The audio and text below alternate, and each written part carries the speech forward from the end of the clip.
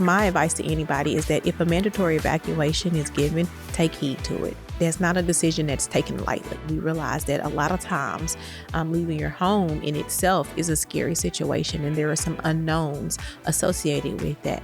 However, given the information and the data that we have, we think that that is your best chance for survival. Hello, everybody, and welcome to the Beaumont Beat video podcast, where we move with the heartbeat of the city. I'm your host, Tracy Koenig, broadcasting from the EOC, the city's Emergency Operations Center, housed inside the municipal court. Now, this is an area that most citizens don't really ever get to see, but it's here that the city employees come together during planned and unplanned events to ensure a community's safety.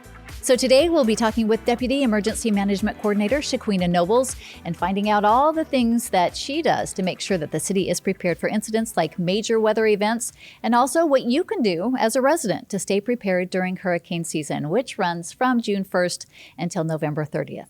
But before we get into all that, one quick announcement for you. We're excited about the recent opening of the Beaumont Police Department's Real-Time Crime Center.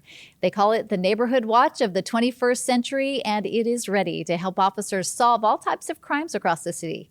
But of course, we can't do that without your help. So we'd like to invite you to register your cameras or connect them to our system.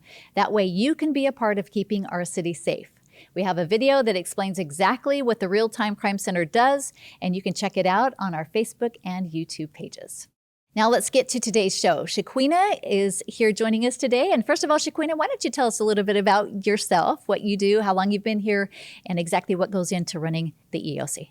Well, hello, Tracy, and thank you for having me. I have been with the city now for 11, going on about 12 years here. And when I started with the city, I was actually came in as an emergency management specialist, and through time and years and experience as we get them with the disasters and emergencies we face, I was promoted to Deputy Emergency Management Coordinator.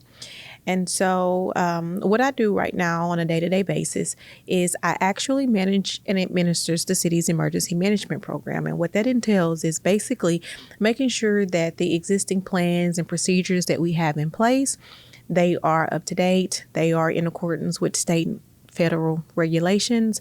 I'm dealing with disaster response. I organize and coordinate training for our first responders so that if a disaster or an emergency occurs, it's not the first time that they're dealing with that. And we've kind of worked out some of the kinks there. So it's not just severe weather. You have to make sure that our plants are safe, that our ports are safe, that our interstates don't have any major issues. Talk a little bit about the difference between a disaster then and an emergency. So a disaster is usually more of an emergency incident that is widespread. It can impact multiple jurisdictions, or it could be so large, it caused such a large impact that it has a lot of economic damage. It's things that causes those types of significant disruptions. Whereas an emergency, so to speak, is along those same things, but it's more localized, or it's related maybe just to a small subsect or a small community, but it still is a big impact. For instance, in 2019, the TPC explosion, that was considered a more of a local emergency versus an actual disaster because it was kind of confined to that area, but it still made just as much of a noise. And to many of the people who were impacted for that was a disaster for them. Sure. So those are the ways that we try to look at the differences between a disaster and emergency and how we kind of categorize those. So what happens when there is a disaster or an emergency? Kind of talk us through the timeline. Like what happens? Do you get the information first? If not, how does it come through? And then how do you disseminate people to go to the right places? So when the information kind of comes in, there are a variety of different ways as emergency managers that we get information. We get them through a risk assessment. We get them through a hazard and vulnerability analysis. So that way we can identify what our hazards are. We know what we're dealing with. And then as we have advanced technology that gives us information, gives us advanced warning, we can take and compile that information and then push that out to citizens, especially whenever there's a hazard or a potential hazard that's actually threatening the community. And so when those types of things happen, we push that through social media. We push that through the State of Texas Emergency Alerting Network. If we have to, we would go door to door. That's even in our communications plan or our warning plan, how we're going to get a warning out to the citizens. I want to get to hurricane season now because, of course, we're in hurricane season. And FEMA has recognized our area for our resiliency and for the ways that we've been able to get through some of those storms, our plans that we have in place in our recovery process. Talk a little bit about those things. We're so good at doing it because we've done it a many of times. And the recognition that we've gotten from FEMA, again, it comes from repetition. It comes from having so many different experiences in responding to these disasters and then recovering from these disasters, rebuilding the community and getting back on our feet. And so some of the recognition that we have usually comes through our mitigation awards and all of the different projects that you've seen, like the riverfront development. It was extremely damaged during Harvey, and that mitigation project, that effort to restore that and rebuild that is how FEMA kind of recognizes what we do on the public assistance side of disaster response and mitigation. Okay, and it's not just during hurricanes that you have that disaster preparedness. I was watching, like, during the 4th of July, there's a lot that goes into those types of citywide events. Talk a little bit about that. Right, because the things that go into those types of events, if something was to happen there, that would quickly become a disaster or an emergency. And so we pre-plan. We treat it as if it is, so that we're already on the ground. We're already there. We can already elicit and start getting those responses there to those types of incidents. So that's what we called major events. And those major events, when we have the propensity or the possibility for like a large scale incident to occur, we will put emergency response measures in place.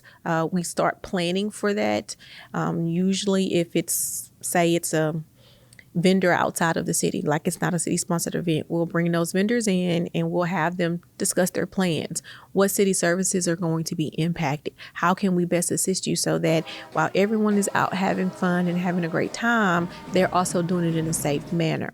We have measures in place just to kind of make sure everything's flows smoothly, and so that no one gets hurt or there isn't any type of mass incident or anything like that happens in there. Yeah, and people want to know that, right? They want to feel like they can go out to these big events, whether it be Mardi Gras or a 5K or whatever it is, and know that there are eyes watching to make sure that they're safe. Well, we're going to switch gears real quickly and talk a little bit about what you can do at home to make sure that you're prepared should something like a hurricane head our direction. But first, we have another quick announcement for you. Registration is now open for the fall session of the Beaumont Police Department's Citizen Police Academy. Now, it's a free 15-week program. It starts August 15th. Classes are held every Thursday night from 6:30 to 9 p.m. Now, they're designed to give residents an inside look into the responsibilities and the challenges of our local law enforcement. It's an eye-opening experience that goes beyond what you might see on TV or read in the newspaper, or firsthand look into those complex issues that our brave officers face every day. You'll learn about things like traffic and patrol, 911, and emergency management. If you're interested, you can apply today at police.beaumonttexas.gov/CPA. And as always, you can stream this show and past episodes of the Beaumont Beat on multiple platforms, including Facebook, YouTube, and Spotify. Subscribe to our channel, like this episode, and share it with others so they too can enjoy it. And we're always looking for new topics, so drop us a comment to let us know what you'd like to see in future episodes. Now back to our conversation with Deputy Emergency Management Coordinator Shaquina Nobles. Of course, hurricane season, as we mentioned, Shaquina, is here. It's upon us right now. And citizens, there are certain things that citizens can do to get prepared. Let's talk about, first of all, maybe the documents that you need to get in your hand and know exactly where they are should a hurricane come and you need to evacuate.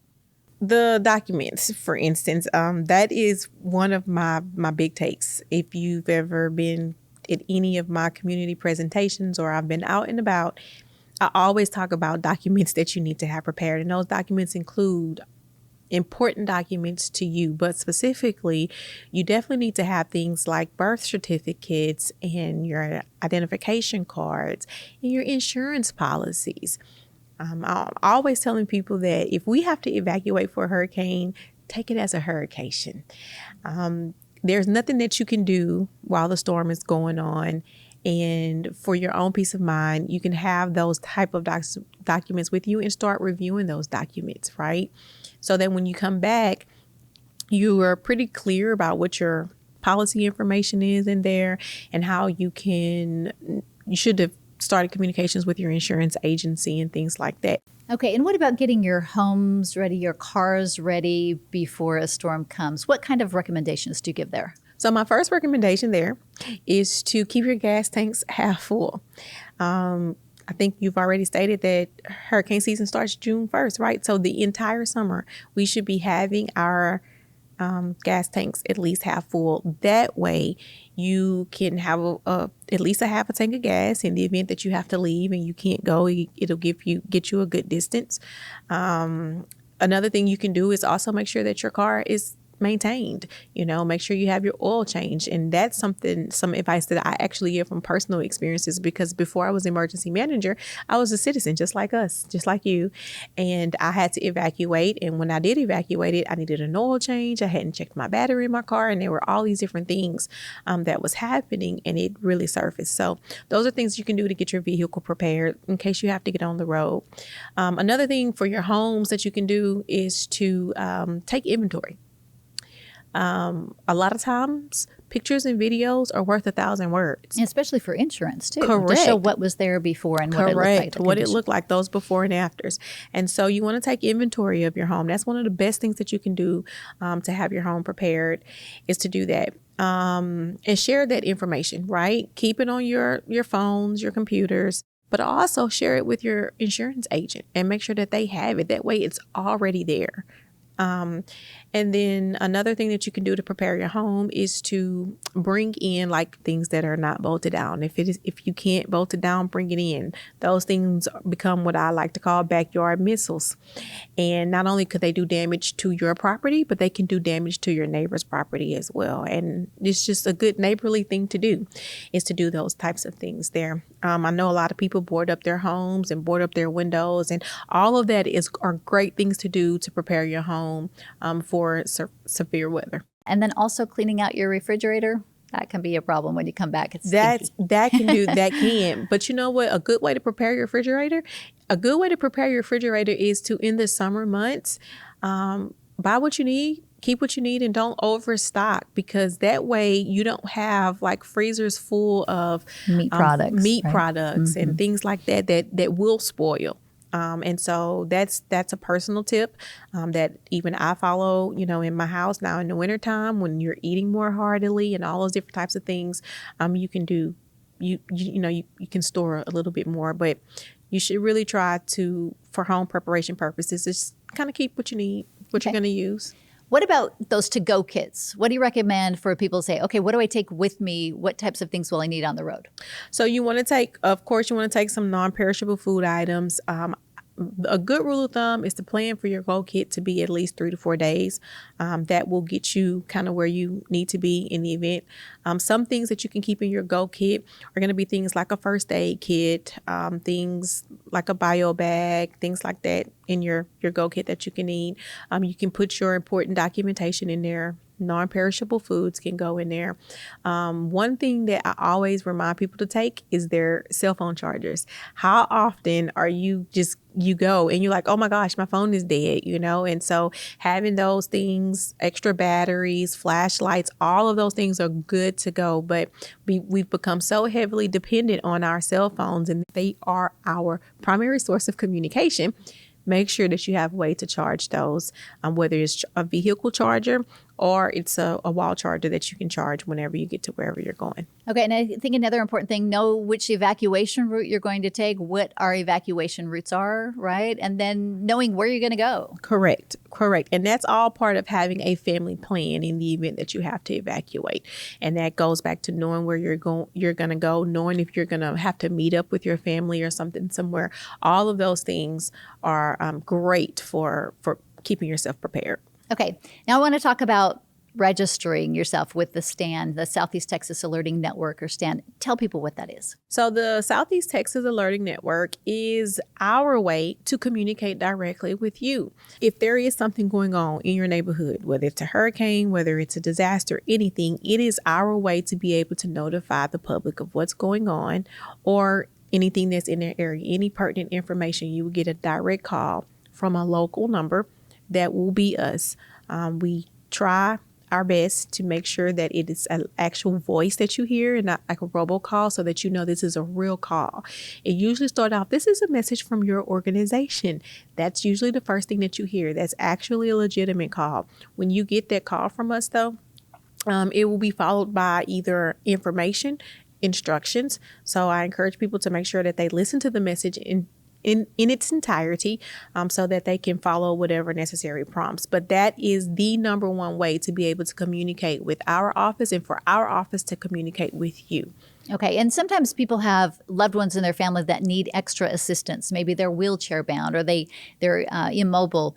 There's a separate registration for that, right, with STEER. Tell us about that. Correct. So STEER is the State of Texas Emergency Assistance Registry. And what that registry does is it allows for people who have maybe access or functional needs, who maybe require a little bit more attention or a little bit more time. We actually use it as a planning tool, because if I don't know that you have special needs or you have functional needs, then I can't plan for them. And so what it does is, before a disaster or before an emergency ever occurs, they can actually call, they can register, and they can answer all of the questions. And they will ask you, do you need assistance evacuations? Are you medically dependent on power? In all of those different types of questions. And what that does is that lets us know what your needs are, regardless of the disaster, regardless of the emergency, so that we can best plan to assist you. Okay, I just want to end with this. I know a lot of times people say, I can't leave. I don't want to leave my home. I want to make sure everything's safe here. What would be your recommendation? You kind of mentioned, if I make it a hurricane, what about people that choose to stay? When is the last time that they can actually call for assistance? Because when you get into that really, if we had a Category 4 hurricane coming, there's a certain amount of time where they're not going to be able to give you that assistance. Should you say, oh, wait, I want to get out now? Talk about that. So when conditions are no longer safe for our first responders to be out, we pull them in, and they're going to be in until conditions are better and they can actually get out, and conditions actually warrant them getting out. And then once they get out, our priorities is, of course, life safety. So we'll start search and rescue operations, but we're also surveying the city infrastructure so that we can call people back. So my advice to anybody is that if a mandatory evacuation is given, take heed to it. I can tell you from experience, when we advise the mayor or the city administration that a mandatory evacuation is needed, that's not a decision that's taken lightly. We realize that people don't want to leave their homes, and we realize that a lot of times leaving your home in itself is a scary situation, and there are some unknowns associated with that. However, given the information and the data that we have, we think that is your best chance for survival. So if a mandatory evacuation is called, then we encourage you to take it, because once those conditions get to a point where it's unsafe for first responders, then we have to wait until it is safe for them to be out and about. And the last thing that any first responder, anybody that does anything in emergency management wants to see or experience is the loss of a citizen, because without our citizens, then where would we be? Yeah, excellent point. I know you've seen a lot in almost 12 years here in Southeast Texas doing what you do. Any last words that you'd want to leave with the citizens about what you do or what you think they need to know? The only thing that I would want to say is that it takes us as a community. This office, we don't work alone. We partner with the county's emergency management program. We partner with the Texas Division of Emergency Management. We partner with FEMA. But more importantly, we partner with our citizens. The more informed they are, the more information they have, the more engaged they are with our emergency preparedness efforts, the better off we will be. And we might manage the disaster and manage the day-to-day operations. However, to be effective at it, we need our citizens. We need the support of our citizens, and we need them to trust us, and we need them to have the confidence that we're acting in their best interest. Where should they go to get all that information? They can visit the City of Beaumont, beaumonttexas.gov website, and click on the emergency management link. Within that link or within that page, it is a lot of useful information about building a plan for if you have a business, building a family plan. There are links to be able to register with the State of Texas Emergency Assistance Registry. There's also links to register your cell phones with STAN. So there's a lot of information there that'd be very useful and beneficial for them. All right. Thank you, Shaquina. We appreciate all you do for the community and for being our special guest today. Thank you. Thank you for having me. You bet. And before we go, we have one final announcement for you. Students will be heading back to school soon, but before summer ends, we want to remind you that the city's pools and splash pads are open through Labor Day. Cattail Marsh has weekly kids crafts and activities available for families, and there are still dates for movies in the park and classic movie nights at the Jefferson Theater for you to enjoy. So follow us on social media platforms for all those dates and times. For now, though, we hope you've enjoyed learning more about what the city does to keep you safe, and we hope that you'll join us again for another future podcast. For now, I'm Tracy Kennick. Thanks for tuning in to the Beaumont Beat, where we move with the heartbeat of the city. We'll see you next time.